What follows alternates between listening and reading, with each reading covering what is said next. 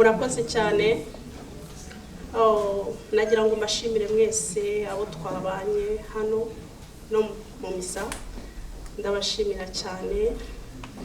Ngiye nagize amahirwe yo kubana na Kizito igihe nari ndi Kigali cyane, ariko hari hashize igihe kinini tutabonana, ariko twaravuganaga nkuko bisanzwe.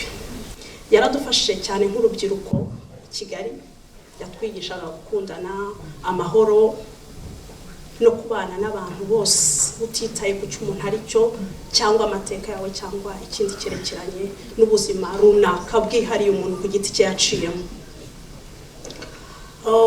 Kizito kuba apfuye ntago ari umuntu utarubizi ko azapfa. Yarazi ko azanyura indi nzira ariko izamugeza ku cyo yakoreye. Nakababaro kuba agiye kugiye tutatekerezaga kuko yari agifite urugendo rurerure.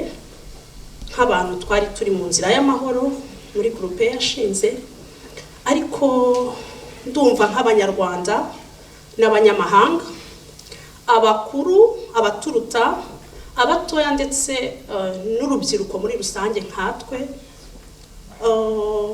icyo nifuza ko umuntu wese uraha yaharanira kugira ngo Kizito atugumemo mu mitima no kurwanya akarengane n'ihohoterwa rikorerwa urubyiruko, haba hano ku bari hano ku isi yose ndetse no mu bari mu gihugu.